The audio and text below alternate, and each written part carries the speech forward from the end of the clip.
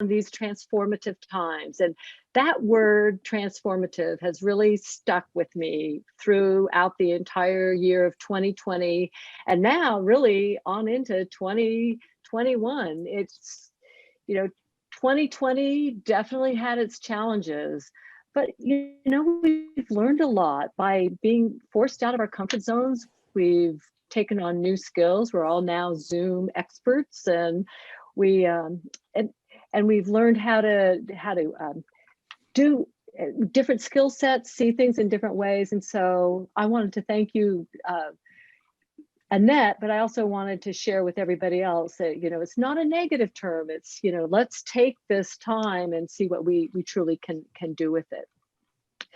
So our celebration this year, we have a similar program to what we've done before, but, with the Zoom, the online format is going to be a little bit different. We're going to start off with hearing from some of our community partners.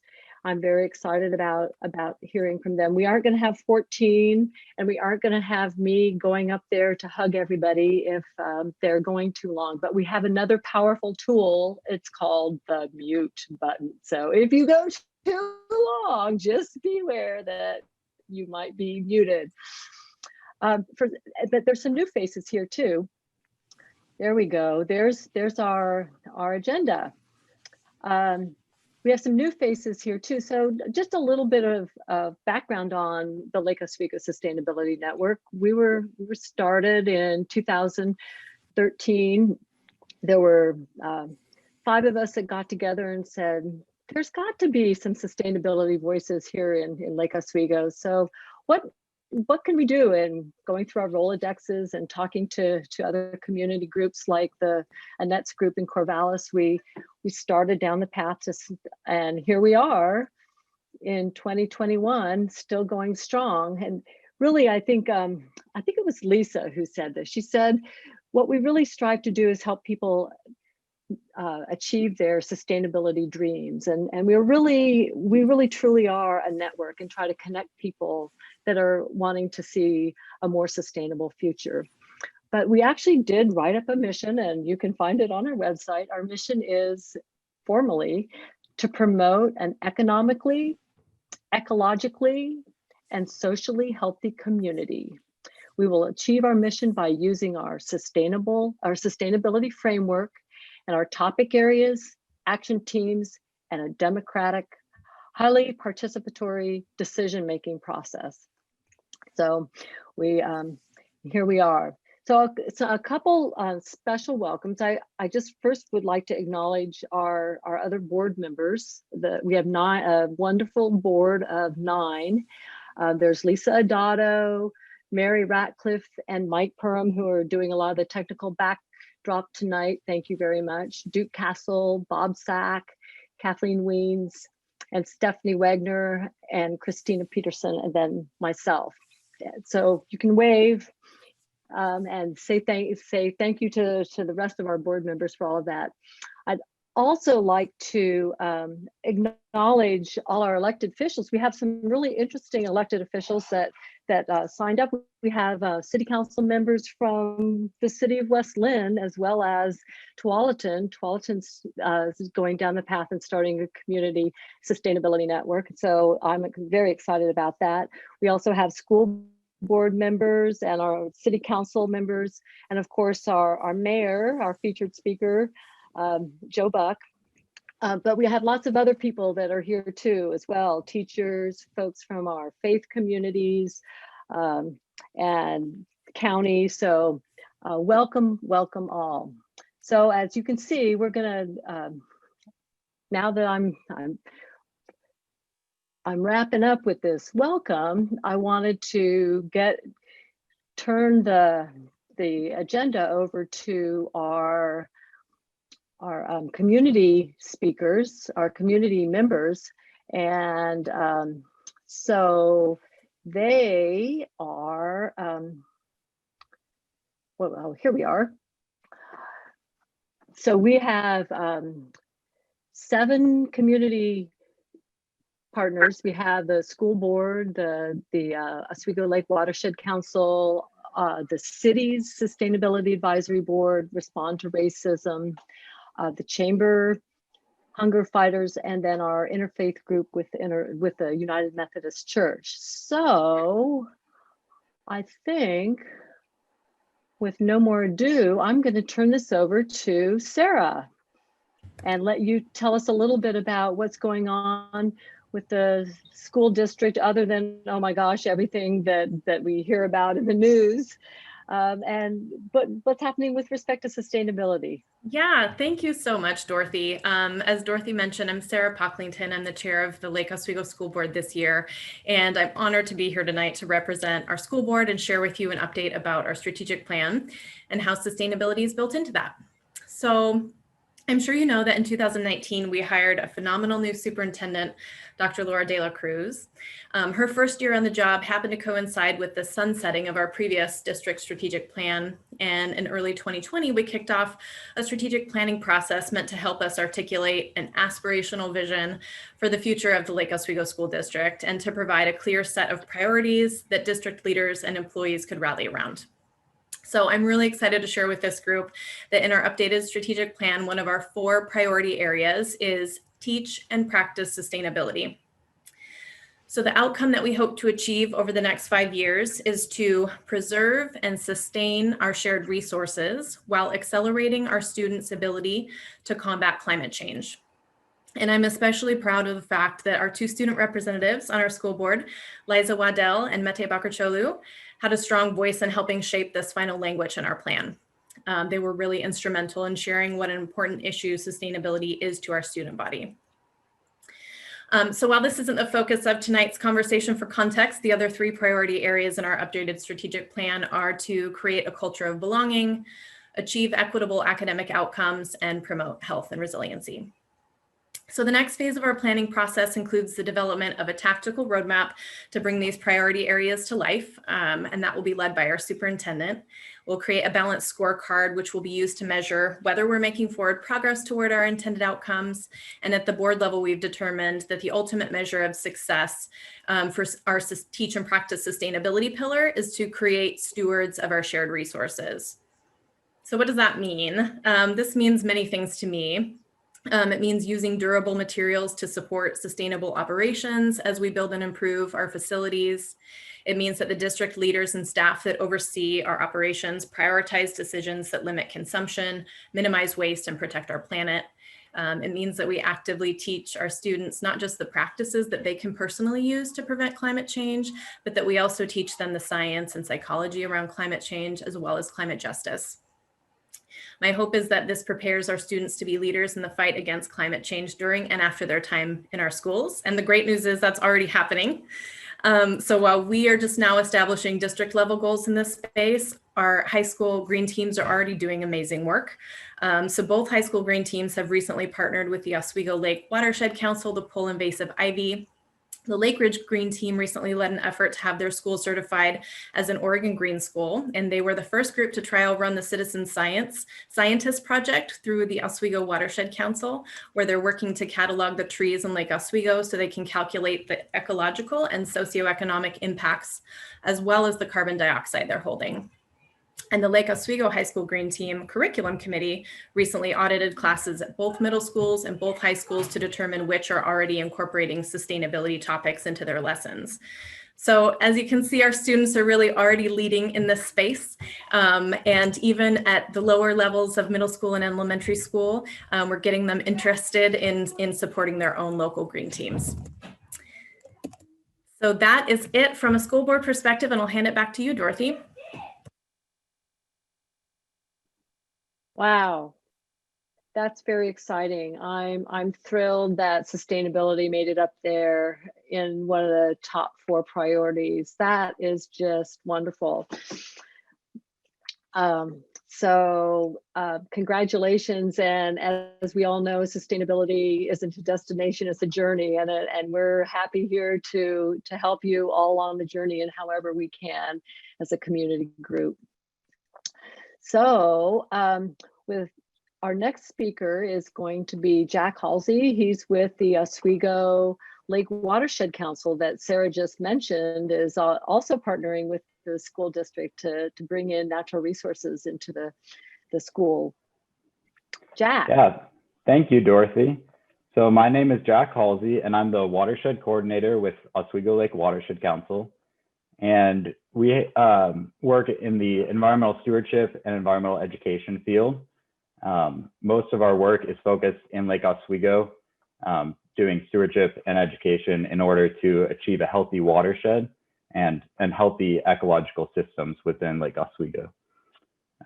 Much of our work is with private landowners, but we also do work on public land as well, and by supporting friends of groups with our local parks and also working on school campuses. So in 2020, we hit some roadblocks with COVID-19, as I'm sure a lot of other organizations did, but we were still able to continue our habitat enhancement work and restoration with small volunteer events and volunteers working individually, and also several small events with the high school green teams pulling ivy and planting native species on campus. We've also, as Sarah mentioned, done some work with soil education, working on providing remote learning opportunities for students, and actually, giving students the opportunity to get their hands dirty and learn about soil. And we had contributions from many volunteers from our community. Over 1,000 hours of volunteer hours contributed to the stewardship and education within Lake Oswego. So all in all, 2020, despite the challenges, we were still able to accomplish a lot of our goals and engage with the community. So moving into 2021, we are looking to continue expanding our reach and our impact by improving our partnerships with key community partners, as well as expanding some citywide monitoring efforts around soil health as well as tree health. In 2021, we'll also have our 3rd annual Tree Summit in partnership with the Lake Oswego Sustainability Network. The past 2 years, we've held successful tree summits where we bring together community members and city staff and neighbors to talk about trees, learn together as a community, and figure out how to work together to steward our natural resources in the city. So 2021, looking forward to getting out and planting more trees. I just finished up a full day of planting today, and we've already planted hundreds of trees this year. So we're really excited to have a strong year and grateful for our partnership with Lake Oswego Sustainability Network. So thank you.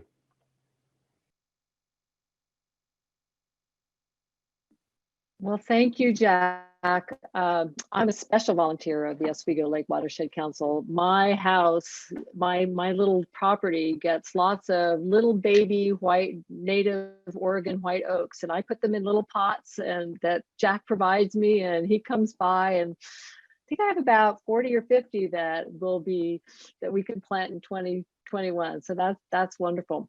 Before we move to our next speaker, I was looking back at my notes and I was remiss. I was supposed to go over a few Zoom logistics, but everybody's so Zoom savvy, it looks like you're all doing it anyway, is that you stay mute when you're not talking. And but we are going to have breakout rooms, and you can talk, you should talk in those, and you have the chat box here, which you can put in if you're having some logistical questions, challenges, or things like that. Then the other thing I forgot to mention was that the other sad thing about not being together is we don't get to eat Bob, Zach, and Lisa Adato's cookies. And we don't have that big donation basket that's right there that's asking you for, to help support us. So in this technologically, internet era, you can give us a donation directly on our website, or I think that Mary might stick the link in the chat box. So if you're so inclined, we love donations, little and small. We also love your volunteer time. But so with that little interlude, we're going to move on to Kathleen, who is not only on the City of Lake Oswego Sustainability Advisory Board, but she's also a board member for our network. So Kathleen, tell us what's going on with the Sustainability Advisory Board. Thank you, Dorothy. My name is Kathleen Weens, and I'm the co-chair on the Sustainability Advisory Board and also a board member, as Dorothy said, on the Lake Oswego Sustainability Network.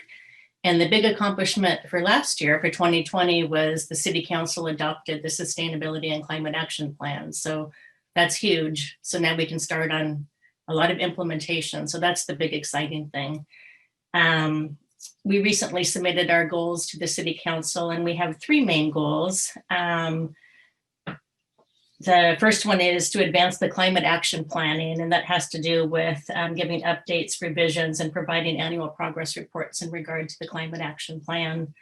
As we saw with the wildfires that happened last year, that we also are looking at the climate adaptation in regard to the wildfire smoke and looking at resilience and goals around how can we keep people healthy in the wildland smoke.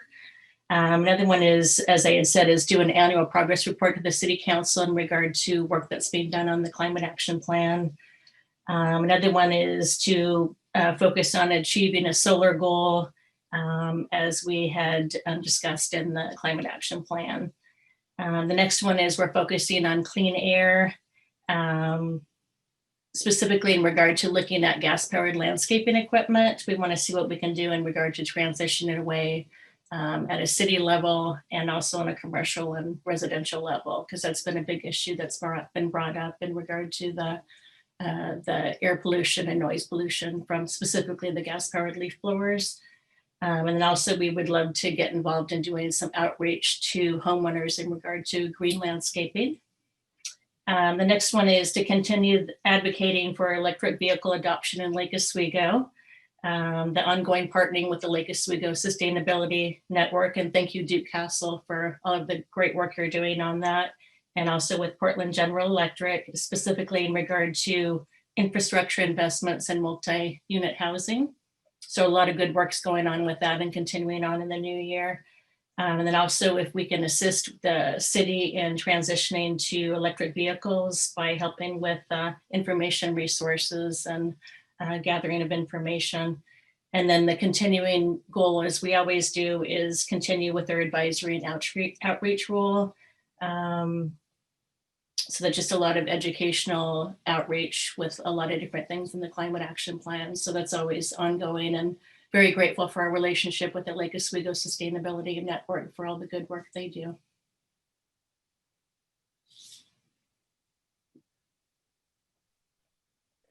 Thank you, Kathleen. That was great. It's wonderful to have that kind of board that's within the city structure as well. So I appreciate the work that you do, both for us in the community network as well as what you're doing in the city. So next we'll hear from Willie Poinsett, who's the president of Respond to Racism. I'm really thrilled that we've had an opportunity to do a couple, well, just what we did, the 2 candidate forums this past fall with Respond to Racism, and it's been wonderful to work with them, and I'm hoping that we get to do some other partnership events in the future. So Willie, can you please tell us what's happening with Respond to Racism?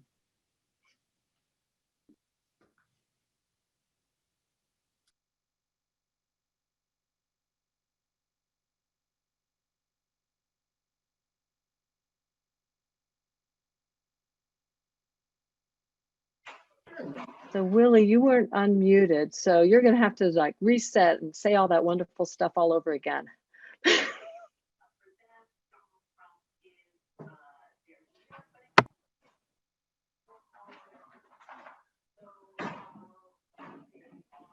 Still can't hear you, Willie.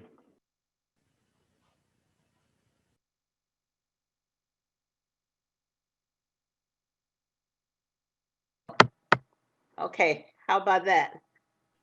Awesome. Okay. All right. I'm Willie 3 times over it. It's for all the time I've been eating chocolate, I guess. Anyway, I'm president and co-founder of Respond to Racism in LO. We started this organization in July of 2017 by way of what was supposed to be a one and done meeting to talk about racism in Lake Oswego, following an incident that happened in our city and, expanded over next door. And so, to our surprise, we are still meeting. We've been meeting every month. Now we have about 150 plus attendees, even with COVID. Our mission, however, is to educate and to provide tools to help dismantle systemic racism in Lake Oswego so that our city would be welcoming to all who live, work, or visit here. We're pleased to say that our work has touched almost every part and entity in the city. We partner with city government, the faith community, the library, community groups, both within and outside of our city. Information about our work has reached coast to coast. We know this because we get inquiries from people outside of Oregon and the ones that join our monthly meeting. Just recently, just an aside, a person from Australia joined for our monthly meeting and shared that she'd been following us and wanted to duplicate some of the work that we're doing in Lake Oswego. In addition to meetings, we ventured out last year to hold rallies and protests, including a car rally with 120 cars that carried our message about racial justice throughout the city. We held rallies and marches at our parks to provide a venue for people to get more information and to join in the fight for racial justice. The first Juneteenth celebration was held in Lake Oswego last year, and we had more than 300 people there. That's an African-American holiday that celebrates the anniversary of the day the slaves discovered that they were free. That is, the slaves in Texas. Although Abraham Lincoln actually signed an Emancipation Proclamation in January. Anyway, it was to honor our African-American residents here and to also provide a little history. Last year, as you all know, we were all sickened by the murder of George Floyd and other African-Americans and the subsequent unrest in our country. One of the things that we did was to organize a silent walk. It was a group walk once a month in Millennium Park so that people among kindred spirits could be among kindred spirits and reflect as they walked for 30 minutes. We launched our kids' story time featuring stories about BIPOC, Black, Indigenous people of color, children and families. It's facilitated by Catherine Phelps, one of our educators here in the city. The story time was so popular that they now want it every week instead of every month. We've also partnered with LO for Love and the Lake Oswego Sustainability Network to offer candidates forums, as Dorothy said, for people who were seeking elected positions on the school board, city council, and the position of mayor. We're a busy group, and there's not time to cover everything we do. We will, however, though, be doing more around the intersection of sustainability and racism, and look forward to working with the Lake Oswego Sustainability Network community. In the meantime, I invite you to visit our website at respondtoracism.org, find out what we're doing, find out a little about us, and register for one of our community meetings. Thank you. Thank you, Willie. You forgot to mention what you said in your in the last community meeting. I didn't hear you mention about getting your $30,000 grant to do more work. Congratulations on that. That is just so exciting. Thank you. So anyway, kudos. Thank you, and we I'm looking forward to lots of, as I said, some other events. And the other thing that I'm really excited about with respect to social justice and racism and raising that bar for our whole community is in our Ella Reads. We're the reading cast next month. So that's all also, I think that will be a really impactful community collaborative events, or events, I should say, yeah. So thank you, Willie. Next, we're going to hear from the business side of Lake Oswego. We have Kim Clifton, who's been a member, I don't know how long you've been a member of the chamber, but the chamber and the Lake Oswego Sustainability Network have done some things together, and I'm going to let Kim talk a little bit about what the chamber's up to. There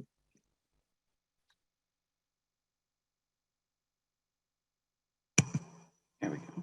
Thank you, Dorothy. Good evening. My name is Kim Clifton. I'm a member of the Lake Oswego Chamber of Commerce Board of Directors.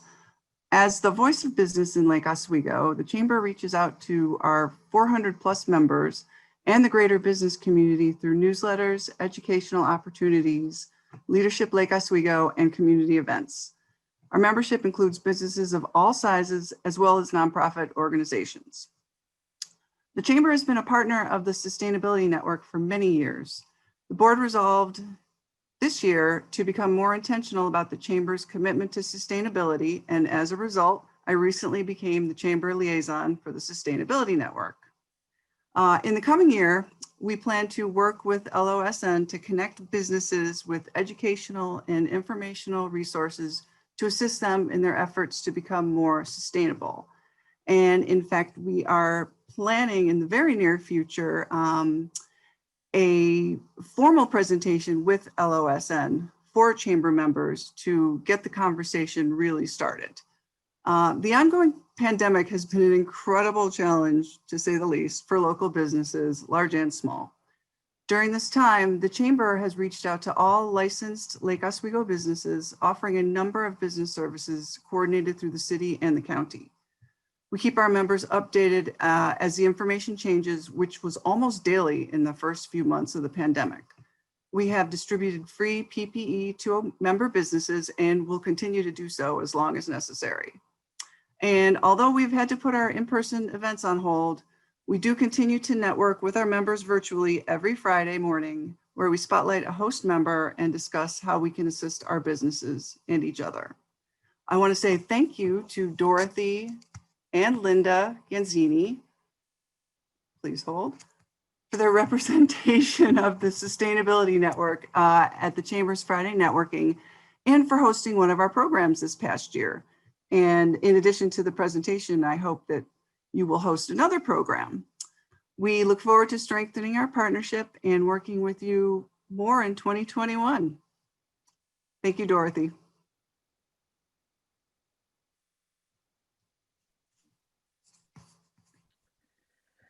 Resources that we are blessed with in Clackamas County for businesses is Clackamas County's sustainability group and the Leaders in Sustainability certification that they developed. We have quite a few businesses that are certified, and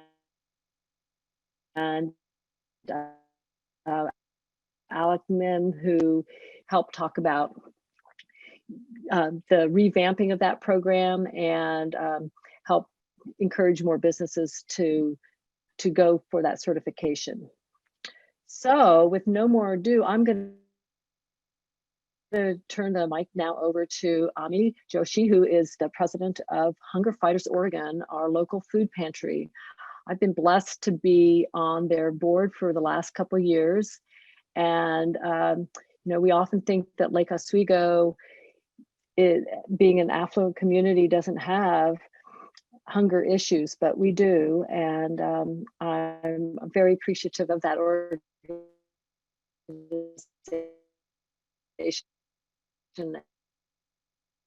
and would like to hear more about Hunger Fighters is up. I mean, we will get you unmuted shortly. Okay, well, hi everyone. Thank you, Dorothy and the Lake Oswego Sustainability Network for having us here. It's such an honor and a privilege to meet all these wonderful folks and organizations that are involved. So my name is Ami Joshi, and I am the president of Hunger Fighters. And like Dorothy said, we're your local food pantry. We provide food assistance as well as hygiene items to our community members, and we provide to anyone who self-identifies as needing assistance. So we never turn anyone away, and we don't have requirements around income or need or anything like that. If you come to the pantry, you will get service. And we provide weekly resources for food assistance. So it's a week's worth of groceries for the size of family that comes. And I did want to just point this out as a distinction because we do have surrounding pantries in our communities, Westland, Tualatin Schoolhouse, smaller ones in Lake Oswego. And we provide a weekly service, whereas others may provide a monthly resource or something like that. So that's one distinction to make. Not that that makes us any better or worse, but that you may see people frequenting different pantries, and there's always this stigma around food assistance and hunger. And it's so important to realize that we don't know the circumstances that people are in. And so our doors are always open, and we're always happy to help whoever comes to us. It would be an understatement to say that 2020 was a challenge, but we were able to take it in stride, and our client numbers increased sixfold almost overnight when the school shut down back in March. Numbers stayed that high up through June, July, and now we're down to maybe 4.5-fold of what was happening pre-pandemic. So we don't anticipate the need for food assistance decreasing anytime soon. Thankfully, along with that challenge, we also got the generosity of the community. I mean, I could sit here and list off so many organizations and groups that have helped us get through 2020. But I think what we're most honored about is we had the privilege of being the conduit for that generosity. It's so nice to think that we were here, that we could take what the community wanted to give and get it out to the people that needed it. So 2020 was very, very successful for us in terms of that, and just serving the people that needed to be served. So we also launched a delivery program besides our regular weekly pickups that we offer. And that allows us to get to the more vulnerable populations, those who are homebound, immunocompromised, may not otherwise be able to come to the pantry for a pickup. And our focus in 2021 is going to be along similar lines. So focusing around accessibility and equity and combating the stigma around food assistance in our community. So we're working actively toward reaching more populations. We know that despite 2020 and everyone reaching out for help, there are lots and lots of people in our surrounding community who have not been reached, who could use some assistance. Also, we're working to expand our capacity, both in physical footprint, square footage, and resources and partners and the volunteers that we work with, just in order to reach more people. And though equity is one part of sustainability, I think the part that everyone always thinks of is the environmentally related. So I think that it's also important to mention that we also want to try to be more locally sourced and work on gardens that we can partner with. And we had a wonderful partnership with Lusher Farms this summer and fall. That was really great. We had so many people donate from their own community gardens. So we really hope to continue focusing on work like that as well. All in all, we're just really grateful for the support that the community, the city, businesses, neighbors, other organizations have shown us, and we look forward to being able to continue being that conduit for everyone's generosity. So thank you for having us. Thank you, Ami. It was a couple years ago when we put Hunger Fighters right next to Lusher Farms, CSA, and lo and behold, the Lusher Farms and Hunger Fighters started collaborating and bringing fresh produce in. So that was a nice little networking win. Thank you. So we're going to wrap up with hearing from Pastor Michelle from the United Methodist Church and Christina Peterson, who leads our interfaith group. So, and tell us a little bit about what's been happening in the faith community here in our community. Well, hi all. I greet you from the Parsonage of Lake Oswego United Methodist Church, a home provided for me by my church, for which I'm so grateful. I've been the lead pastor there for about 3.5 years and served about 31 years in the South, but also had the opportunity to serve in the Czech Republic doing a new church start with my husband.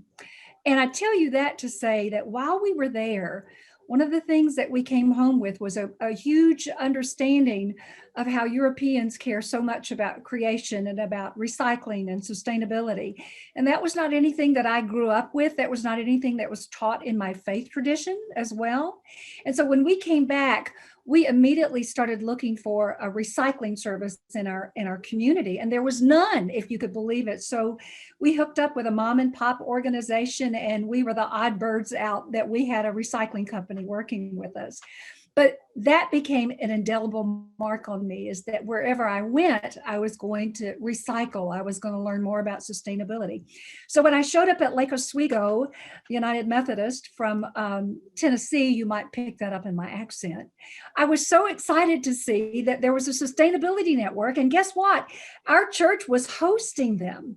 So I attended my first meeting, and we had people that were already out proselytizing and decided that maybe I should be a part of an interfaith team they'd been trying to get off the ground. So Dorothy Atwood, of course, was one of those people. We know that about Dorothy. Lisa Adato was another. I'd never done sustainability other than our recycling. I mean, not consciously. But what I learned in the 3.5 years that I've worked with him has been amazing. So much so to the point that in one of our last interfaith sessions, I pulled in Pope Francis's encyclical, which is, if we don't think that sustainability is a spiritual issue, then why are we reading the Pope's encyclicals? What an amazing man, Pope Francis. And so out of that became a hope for me. I actually have a church member, 2 church members that are on tonight, but one of them, we talked about partnering to start a sustainability or a sustainability committee in our church. And so I'm hoping post-COVID we could do that, or maybe in the midst of COVID we could do that. We also want to work with Alex to do a Leaders in Sustainability program for a church. I think there's only one other church that's done that, and that's a good challenge for me. We want to be the second church to do that. But I've only just begun because I have so little information. So what Lisa and Dorothy did is they partnered me up with a dynamic, millennial, bright, talented sustainability disciple, and her name is Christina Peterson, and she's on the call tonight. She has taught me so much. We appreciate her administrative skills, her ability to help imagine programs, to use her all of her Zoom capabilities, breaking this out into small groups for discussions and such. And she's here tonight, and she's going to tell you about some of the exciting programs that we've done this year and some of the things that are on our schedule for this year. So without further ado, Christina Peterson, tell us about you and what our group is doing. Thank you, Pastor Michelle. That was a great introduction.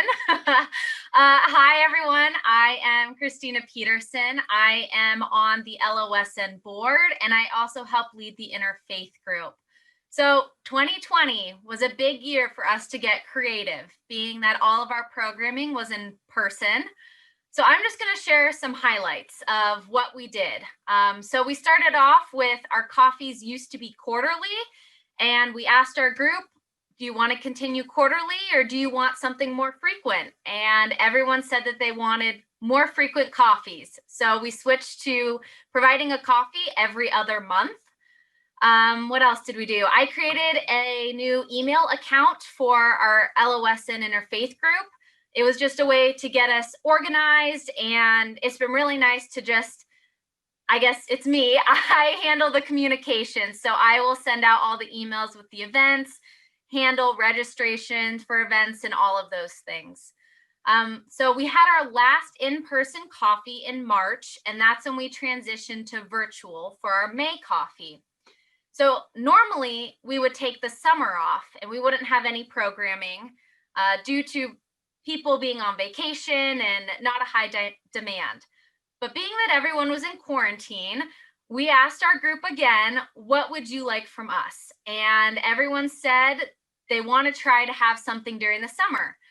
So I came up with a format of having Zoom forums. So not as long as our typical coffees, but a little bit shorter. And we focused on two of the biggest topics that came out of our surveys, which was talking about sustainable food choices and also recycling do's and don'ts. So those were awesome. They were great just to be together during the summer and also learn something new. So then we came back in September and we had the Oswego Lake Watershed Council lead a great coffee on trees and what can the interfaith group do to volunteer more and be more involved in that community. And then we had our last coffee in November, and this focused on our Leaders in Sustainability program, just like Pastor Michelle has talked about. So 2020, it was a difficult year, but I would say it was pretty successful for our interfaith group. We grew a lot with breakout rooms, using polls, learning technology, lots of changes, but it worked pretty well in our favor. So 2021, we have set some goals for ourselves. We'll continue what we've been doing on Zoom, but we have a personal goal of including diversity in every interfaith program that we will provide. So that could be a person of color is our speaker for the event, or that could mean we focus on a topic that deals with diversity, or it could be both. So that is our personal goal that we will be having for 2021.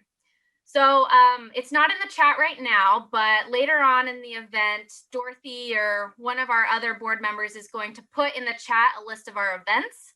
We have our first Interfaith Coffee of 2021 next Tuesday.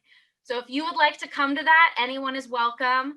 Feel free to check out that event detail, register, and just come join us. So thank you. Great, Christina. And that event's going to be interesting. We're going to have a theater production, a Zoom theater production. Who knew? And it's a CEO and head creative person is a woman of color, and it's going to be very, very interesting. Okay, well, thank you all. This is just a smattering, as you know, of our community partners, but I really appreciate all of you giving us an update. Right now, we're going to go out. We're going to try to be part of our name, which is a network. So we're going to go out into small breakout rooms, networking, and the question, which we're going to put in the chat here, but the focus of this first breakout networking is your sustainability, interest, or passion. What getting is it? Climate change? What is your passion around sustainability? And then, as you've heard, we're doing these monthly forums for Lake Oswego Sustainability Network in 2021, and we'd like to know if you have a suggestion of what that topic or speaker could be. So, and right after that, we will hear from our Mayor, Joe Buck. So we'll go out into these breakout sessions, get a chance to get to know. You're going to introduce yourself first, and you're going to pick a facilitator to make sure everybody gets a chance to speak. And we'll have 15 to 20 minutes to talk about your passion, and then come back and hear about what some of you did, and you can put some of your thoughts in the chat box as well. So our magic techie people are going to put us into breakout rooms now.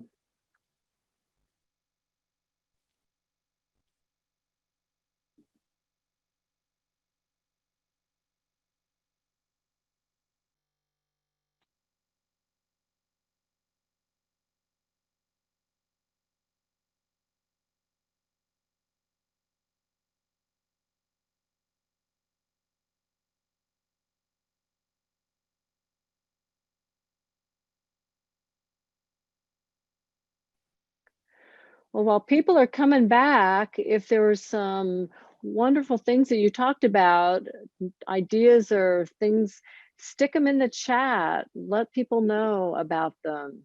And then if there's if anyone that wants to unmute themselves and say a couple things about what happened in your networking group, feel free. I think Mike can unmute you if you raise your hand. Oh, so Kathleen's writing about the Backyard Habitat Program. That's a great program. You can raise your hand if you want to say something. I think I could just say something. I could unmute myself. Great, Stephanie, go for it. Okay, well, we had a great idea from Alex Mim with the Clackamas County, and as we were talking, he got kind of inspired. A really interesting topic would be eco psychology, how people connect with nature, and what happens when people are disconnected. So the importance of keeping those connections. I thought that was a pretty cool idea. So I'll mute again. Anyone else? Well, in our group, we were talking about how it would be really nice to have a program that would really talk to youth, for people in high school or recent grads, and basically be able to do something that really helps them find some different ways to be involved and to be part of this. Yeah, it's great getting youth involved. I mean, when we heard from Sarah, you heard how impactful that was for the district and in choosing sustainability as one of their strategic priorities. So yeah, that's a great idea. Dorothy, I'll go ahead. We chatted a little bit about cross-pollination between cities. So Lake Oswego is not an island, it turns out. And so we talked a bit about maybe connecting with West Lynn, Tualatin, Portland. You know, we all live on this planet and we all live here in Oregon, and we all want to help Oregon. And so we need not just think about Lake Oswego, but also the broader area and at the state level. That's a great idea. And actually, Annette, if you're still on, you're getting a lot of kudos today, because Corvallis is just it's trying to put together essentially that communities, like community groups like ours, to look at climate on a state level. So that's very exciting that we can be part of that. But it could be in all sorts of topics, as you suggest, Mike. Anyone else? I'll go. Our group, we talked about trees and schools, and at the very end, one of our members was saying something which I think is a great dream and a wish, that sustainable buildings makes it into the next bond as a centerpiece. I might have reworded that, Larry, a little bit, right? Oh, that's great. And I just wanted to Paul Lyons gave us a little update on affordable housing and potentials for cottages, and that was there's a great cottage movement going on up in Washington. And for some of us that are getting older and might want to move out of our big houses someday, that would be a great option to have in Lake Oswego. Yeah, keep putting more ideas in the chat. We can harvest these and see if there's something we can do with them. Lisa, did you want to say something? Let's see, I'll go next. It's Lisa. And our group, which was very small, we had a nice discussion about advocacy and how to get involved in promoting some of our sustainability ideas at a state level. And we talked a little bit about maybe having one of our events around advocacy, which is something that is near and dear to my heart. So, well, thank you. Well, keep those ideas coming. I want to move on though to our featured presentation, which is our new mayor, Joe Buck. And I don't know if Joe really even needs an introduction, but he sent me this great stuff. So here we go. He's local, he's native. He was born right here in Lake Oswego, and his grandparents are the ones who started Gubank's restaurant back in the 70s. And his father, Michael Buck, took it over and continued to own and operate Gubank's. And now where Joe began working as a teen, or actually as 12.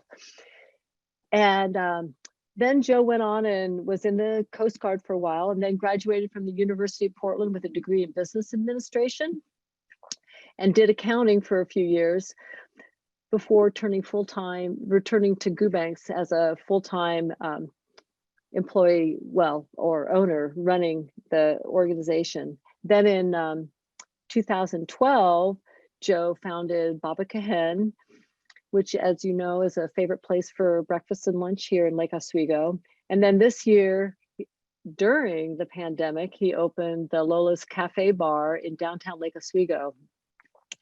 So he mentioned that, as for many small businesses across the country, the pandemic was a challenge and required some tough decisions. Baba Kahen had a sister restaurant in Dundee that's been closed, we hope maybe temporarily, but it requires a lot of teamwork, flexibility, and coming up with new strategies to combat that and to just survive during this challenging, transformative times.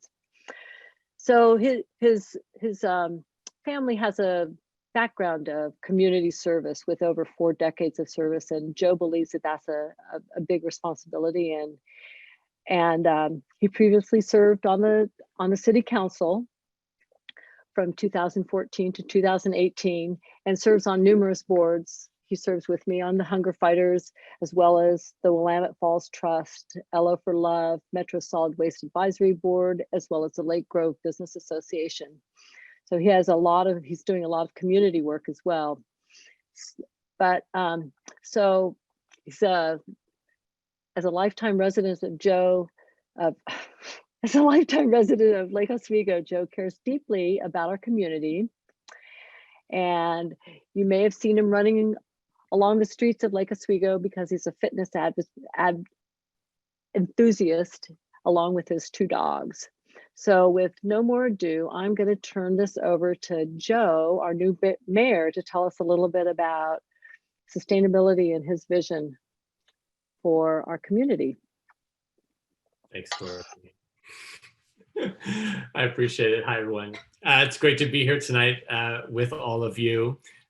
Before I begin, I'd just like to recognize my friend and our District 2 Metro Councilor, Christine Lewis, who's here tonight. It's great to see you, Christine. And I also see our school board member, Neelam Gupta. Good to see you, Neelam. Of course, Chair Pocklington spoke earlier. And our city councilor, Rachel Verdick, really wanted to be here tonight. She had an emergency come up right beforehand. And all of my other colleagues on the city council better be doing their goals homework for next week, I hope. I'd also like to acknowledge the critical role that the staff at the city plays in all of the work that we do around sustainability, notably our sustainability analyst, Jenny Slepian, who also had a conflict tonight, but does just a mountain of work on our behalf. And then also like to recognize Alex Mem with Clackamas County. It's great to see him here tonight. And he has been a huge sustainability resource for our community in many ways. So I was doing I came to find out from someone at the city that we have this nifty tool, and some of you may know about this, but on over the past handful of years, the city digitized all of its archives. So what used to be, I imagine, stacked in bankers' boxes, all around the corners of City Hall, they made this huge effort to scan everything into a system, and now it's all stored in this online archive, which is accessible from the homepage of the city website. And it's very interesting. I mean, of course, there's lots of very, very boring information in there, but there's also a lot of really good historic data going all the way back to the founding of Lake Oswego, and you can really get quite lost in that at night. So as we've been preparing, to set our goals for the years ahead, I've been taking time going back and looking at kind of how the goals have tracked over the past, a couple of decades. in looking at that and then preparing to speak to all of you tonight, I thought, well, what has kind of been the pathway that sustainability in Lake Oswego has taken over the past 20 years or so, and I know there's many people on this call here in this meeting, this gathering tonight, who have been involved all of those 20 years, and bless all of you for that. And so the sustainability has been a big part of Lake Oswego for a very long time. And in 2002, so going back quite a little bit of ways, 2002 is when sustainability started showing up in city council goals, for the first time. And it was, the last goal. It was at the bottom. And it was focused on things like, light pollution. Somehow that was a sustainability goal. And other things like this, a Green Street program. And then for years after that, they're still talking about the green. We need to look into that Green Street program. And the light pollution, And in 2007, one of my favorite qualifiers of sustainability goals was, again, it was at the bottom. And it was, well, as time permits, we'll look in all the other goals we're going to do, but as for sustainability, it was as time permits. Well, someone must have, given the city a little bit of a push, because then in 2008, the Sustainability Advisory Board was created. And of course that, board exists to this day. And I know many of its members are here tonight, and they have done really great work. So it has been a bit of a roller coaster for sustainability. Because after 2008, there's times when sustainability completely disappears, off the city radar. But nevertheless, we've made some really good progress. First of all, we have a sustainability analyst coordinator, and we've done concrete things like purchased clean wind power, commercial composting, residential composting, green building standards, plastic bag ordinance. And there's always been lots of really great care for the natural environment here in Lake Oswego, kind of going back to beyond the sustainability, the kind of the energy type sustainability goals we think of, but a real stewardship towards the natural environment is a big part of the Lake Oswego culture, and has been for a very long time. And we see that manifested to this day through all of the friends groups like Oswego, like Watershed Council, and others who really give a lot of attention to trees and habitat in our shared spaces, which are really in dire need of maintenance. And then, of course, this last year, as has been mentioned, we passed the Climate Action Plan, which is great. So kind of the culmination of decades of work. Advocating for the environment is, really advocating for the future. And it is really advocating for those without a voice, both the environment itself and also for all of those who will come after us. It is ongoing work. And as we look to the future of that work here in Lake Oswego, I just want to frame a couple of things as we continue to talk about sustainability in Lake Oswego. The first is the importance of creating a city culture around sustainability. And we do that by involving people, really all of you, the residents and our partners in Lake Oswego. We want to ensure that we are moving forward regardless of who we elect as mayor, who we put on the council, who the city manager is, or who other decision makers are. Right? We want sustainability to be an ingrained part of our life, so that when people move here, they know they're moving to a community that values making progressive choices that are leading to a better tomorrow, and they're constantly exposed to education and support to make that possible. They'll see a commitment to climate at every turn, right? From how we get around town, to how homes are designed and powered, to how children get to school, to how the trash is collected, and to how we use our natural resources like water. The Lake Oswego of the near future will be inescapably dedicated to the individual and collective actions that we need to chart a different course for the future.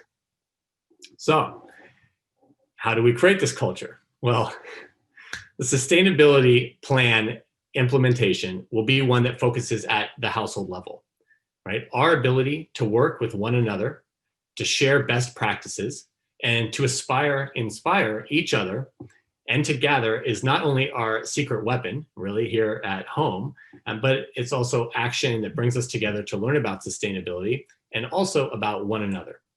And through that, we create more empathy and compassion, which strengthens the social fabric that ties us together. When we created the climate action plan, we were focusing on the large entities in town, right? So the city as one entity, the school district as another, and then of course the largest entity of all, which is the collection of all of us as the residents. And so what the city and the school district can do is great because they lead by example. So a lot of the actions that the city and the school district take really set us on a good path, and they set that example. But even if the city and the school district did every single action in the climate plan, overall in the city, it's just a tiny impact on the overall environment. Of course, Lake Oswego as a whole is just a tiny impact. But where the real benefit comes is from everyone at the individual level in their households having the tools, the tools that the city can provide through policy and action, that the city can provide through convening forums and facilitating the education needed really to reach folks. I think there's a lot of folks in town who want to make a big difference and who just don't know where to start, right? Climate is a big thing. It can seem insurmountable, and it's tough because individually, like I said about the city, and the school district, we're all making individually what seems like an insignificant impact, but that's not true. Because we have to act individually to come together collectively, and it's that collective power that really is making is going to make a huge difference. The second thing is that simultaneously, as we go through this climate action plan, implementation, is we really need to evaluate our climate action plan through an equity lens. We're anxious, right, to put this plan that has been so many years in the works and is a culmination of decades of community priorities. And it's important that the plan and its implementation ensure that it's a plan that elicits, enables, and affords participation to each and every member of our community, regardless of their knowledge about sustainability, the type of housing they live in, whether they own a home, rent, live in an apartment, condominium, single family home, a duplex, regardless of their income level, their family size, their age. We need to reach out to the voices we do not hear from enough, or the voices we don't hear from at all. For these are the voices of the folks who are going to be most heavily impacted by climate. It's a great time right now to pivot our sustainability program to one that recognizes the emergency and urgency of the work and the important role equity plays in the topic and the comprehensive benefits of sustainability to people in the town who rely on our government decisions the most. Today's decisions are also our youth's future. So it's critical that we heavily involve our youth as well. And I'm heartened tonight to see several of our youth leaders in sustainability attending, and also can really appreciate their continued involvement in the climate work. I know they're both doing at the city level and in schools, and the advocacy they all provide that goes beyond our borders. And the last point I'd like to touch on is the common thread between diversity, equity, and inclusion goals and our sustainability goals. And we need to ensure that those two goals are working in concert with one another. Issues of equity have been overrun by environmental issues at various points. The goals are all important and worthwhile, and there are great examples of harmony between land use, transportation, the environment, and inclusive communities. And our community is going to be moving in that direction, along with many other communities throughout Oregon as we implement the legislation, House Bill 2001 and 2003. And it's important that we recognize the intersectionality between these community goals. As we become a community that opens its doors and allows more to share in our beautiful city and allows a wider variety of folks of varying income levels, backgrounds, and all the many characteristics that make us all unique and special, not only will that strengthen our social fabric, making our community more resilient, more inclusive, and equitable, but it will also lead to the environmental results that we all need to achieve. And the best part about this notion of opening our doors, that willingness to welcome everyone and change our way of thinking about things is absolutely free. It requires nothing of us other than our willingness to put our best selves forward and open our arms. And from that, so many great things will manifest. I just want to thank Willie and Ami, Kim, Chair Pocklington, Jack, Christina, Kathleen, Pastor Michelle. I want to thank you all for your presentations and your work in the community, everything that your organizations do for Lake Oswego. I say it like all the time, but it really cannot be said enough. And that is that the dedication you all show and the work you put in really does make a big difference. And the same goes for everyone here tonight. I mean, the group here tonight, you really are the dedicated few. And I know so many of us, we all know each other. We serve in the same organizations and have done so much work together. Our challenge together is to bring along the thousands and thousands of other people in this town in whatever capacity they can participate in. And working together, I hope that we can ensure that 20, 30 years from now, when there's another group just like this, maybe it's in this format or in person or whatnot, and they're having a Lake Oswego Sustainability Network gathering, and they're looking back to what these folks in 2021 were doing, that they're not shaking their heads and thinking, oh my gosh, you wouldn't believe what these were up to back then. And that's not going to happen because of all of you, all of your dedication and everyone working together. And one of my goals as mayor is to better connect, the ins and outs of city government with all of you. And admittedly, a lot of the work we do at the council level is incredibly boring, but all of it really does have an impact in your lives, and it can be difficult to digest. The city sends out these huge emails with links to packets of information that are often hundreds of pages long, and people think, well, that's it right there. So I'm really working to provide information to everyone in the city that's more digestible, so that people do have an understanding, even if it's just a quick something that you can read and know what happened at our city council meetings in plain English, what resources are available, and how things that we're doing at the city are impacting your lives. That's something I want to do. So I invite all of you to please follow me on social media, connect with me via email. It will be a big part of the work we're doing these next years. And we're hoping to do lots of work that really does involve many more members of the community. And we're need all your help to do that. So thank you to the Sustainability Network for putting this forum together. I know it's a lot of work, and I appreciate all of you, and to all of you on the call who have also submitted ideas for the council goals, your feedback. We received our first kind of packet of feedback, and it's immense. So I was so glad to see that. I saw the size of the file and I thought, oh, this is great. So many people have contributed information to our council goals, which is fantastic. And if you haven't and you want to provide feedback, ideas, anything you'd like that would contribute to the council putting its goals together, which is taking place not this weekend, but the next, you have until tomorrow. And there's a portal right there on the city council website. And there's also a link on my Instagram page there. So that's all I have. And thank you all very much. It's just an honor to be here, and I appreciate the opportunity to speak to you. Thank you. Thank you, Joe. It's so exciting having you in the mayoral leadership position to lead sustainability here. We have a few minutes for questions. If anyone has a burning question for Joe.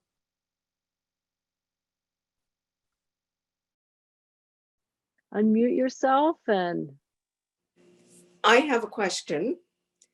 I'm in Waluga neighborhood, and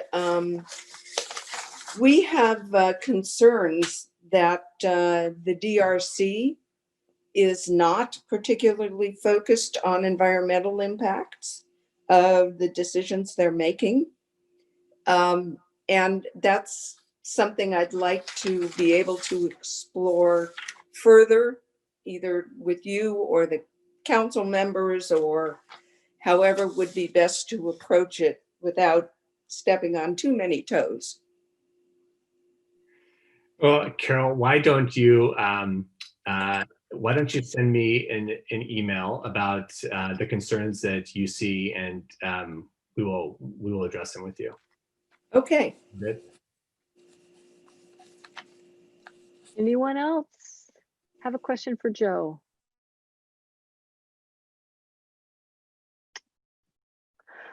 Well, as you were talking, Joe, one thing that I was thinking about was how you said, sometimes city government's a little opaque and it's hard to get participation. I have to say that 2020, one of those transformative things for me was it's so easy to attend meetings. You just log on to Zoom and you can listen and find out what's going on, the school board, the city council.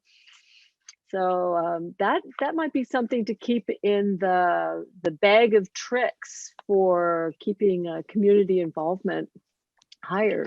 Hey, Dorothy. Yeah.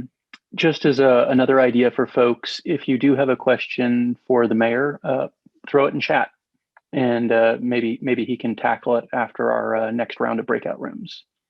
Well, thank you, Mike. That's a great idea. And Dorothy, that's a great point. One of the nice benefits of our new city hall, which I'm sure if you have all been downtown, you've seen that being constructed there on A Avenue, is that we will have the ability for the first time to have combination, real in-person and virtual meetings. So the ability of folks to participate, via to an in-person meeting, virtually to present, because it's a huge barrier that we recognize to participation. I think especially to the really, as I mentioned, heavily involved group on this call who have undoubtedly attended many council meetings and sat there and waited until your agenda item comes up and you can give the comments. And I see Duke Castle laughing his head off because he knows it's true. And then, there's the nights where like, oh, we ran out of time after you've been there for 5 hours. So I think it has been great, the participation that we've seen, and folks able to, chime in to different advisory board meetings too, which have never been attended, by the public, but yet are very interesting. And there's lots of great decisions, and these are, neighbors and with other neighbors sitting together and doing great work. And so that's great. Kathleen just put a question in here about, are there additional resources, or what additional resources might be added at the city level to help with the implementation of the climate action plan? We know that, if you don't have anybody, it's great to have a plan, but if you have no one to work on it, not a whole lot's going to get done. That's right. Any thoughts on that? Yes, well, this is this is what council goals, are so important, because what council goals will do is inform the staff where and our city manager, Martha Bennett, where she needs to allocate, resources to make those goals happen. So I have that. We haven't obviously put the goals together yet, but it is certainly, my priority. And I know, we just came off of the campaign cycle and having, close relationships with the other counselors. I sense that this is going to be a top, if not the top, priority for the city, at least one of the top priorities. And so the city will put the needed resources behind it. And that's what it's needed. As I mentioned before, for so many years, even when sustainability was a goal, it was the bottom goal, it was the, well, if we can, if, there was the leftover, and it's going to be the main course, so. Well, that's great. Well, thank you, Joe. Before we go into our next breakout sessions, I want to remind everybody that the network is doing monthly forums, and we have 2 really good forums scheduled already for February and March. I'm particularly excited about next month because of the topic. It's called Coming Together, and we're going to have Reese Roth talk about his 20 years of work of how to bring diverse opinions together from like the rural urban divide, or from different political spectrums. And we know that that's a huge challenge in our country, in our community. And so learning some techniques on how to do that, what's been successful for him, and how we might be able to deploy some of those tools here is what we're going to be doing in February. And we'll be putting the event details in the chat, and you'll be seeing them in our newsletter that will be coming out next week. The other event that we have scheduled is March, which is going to be, sort of cutting edge, looking at hydrogen. What the hydrogen is a conveyor for zero carbon energy, and so what are our opportunities for maintaining energy levels and having different types of energy? So those are our two forums. They're going to be the second Thursday, the evening, this time every month. And we got some great ideas from you in our last chat, our last breakout rooms. And then you can keep putting those in the chat as well. So now we want to sort of build on what Joe was talking about, is that being sustainable isn't just the job of city council and maybe a little bit of the school district, but thank you very much for all you do. It's what we all need to do and want to do. So in this next breakout session, we're going to be looking at what are some of the things that you would like to do and see get accomplished in 2021 around sustainability. So what can you personally do? What kinds of actions would you like to participate in? So we'll have 10 or 15 minutes to talk about that and to help Joe on the journey towards a more sustainable Lake Oswego.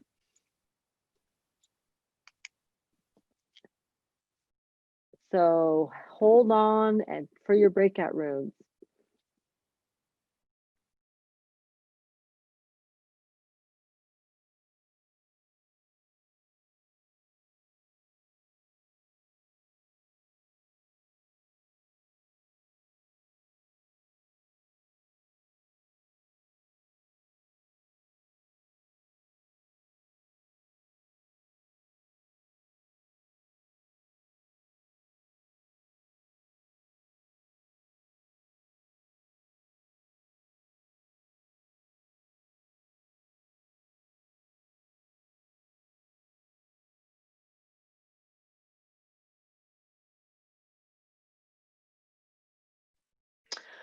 Well, welcome back, everybody. I see the wine or something has been pulling a few people away, but anyway, we have the stalwart still here. Thank you very much. Does anybody have a couple things that they want to say about their breakout rooms, their networking? While you're thinking, oh, go ahead. I'll go, Dorothy.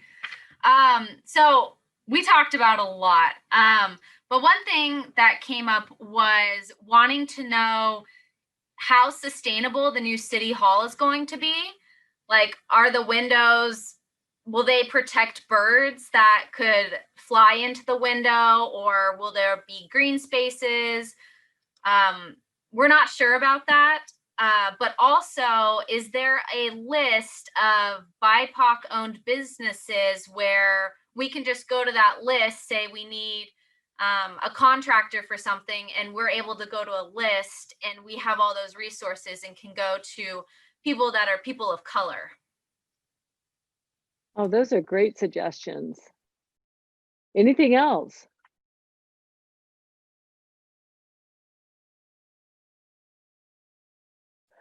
Well, something that came up in our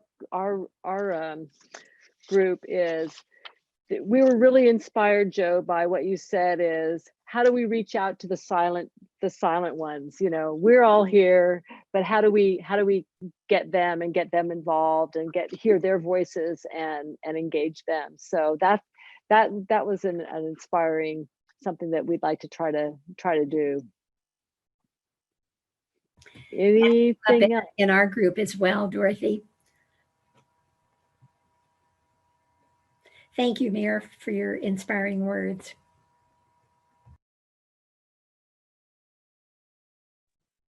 Anything else? We're all going to be busy working on things, but also expecting great things from the city. And the other thing we decided we had to do is tell you to make sure you add lots of resources to the climate action plan by tomorrow. So everyone who hasn't submitted goals, they need to get to that portal and send a few more out there to our city councilors to contemplate. Dorothy, to Yes, just Joe. real quick to Christina and her group, you know, the new city hall does have some nice sustainability features. I think the birds flying into the windows, I don't know if that was contemplated. I never heard that discussed, but there are a lot of windows, and I think that's actually a really good question. You know, the thing with the like hopefully a difference that we'll see going into the future is, you know, the city's past philosophy kind of on sustainability was, well, if it makes us money, there's some kind of a financial return, then we're all in. But otherwise, no.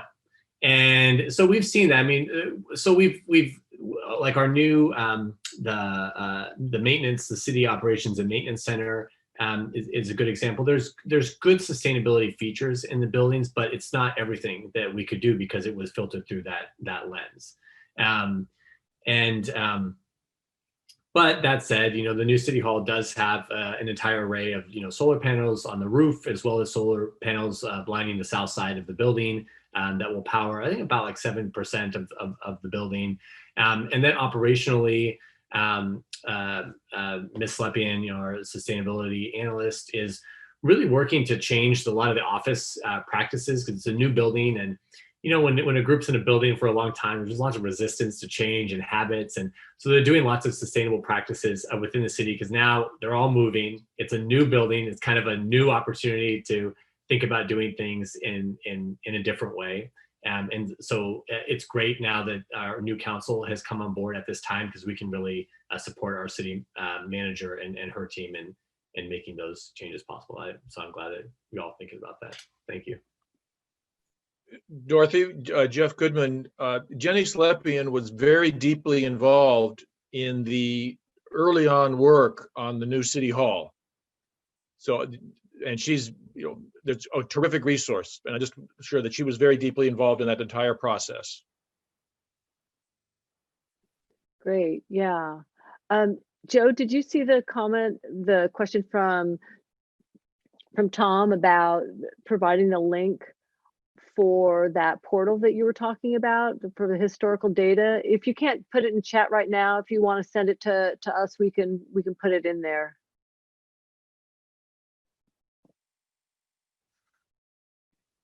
If it's very easy on, if you just go to the City of Lake Oswego website, the main page, the one, lakeoswego.city, and at the very bottom, go all the way down to like the footnote of the page, and it's called repository. The repository. It's all in there.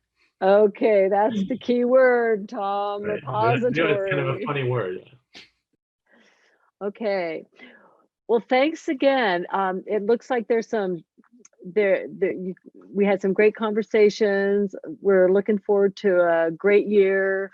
I appreciate all of you coming. And the other, the one thing I didn't say before from our group is how inspirational the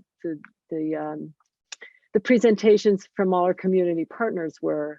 You know, I heard several people in my group said, I had no idea there was that depth of work going on in our community. Then Joe, to you, they said, I wonder if Joe could broadcast that somehow, how much work is actually happening. But, you know, we'll try, we do our best to try to help you with that. But I want to thank everybody for coming. Stay in touch. The climate came up a couple times. Our newsletter that's coming out next week is all about climate. So that's the focus topic.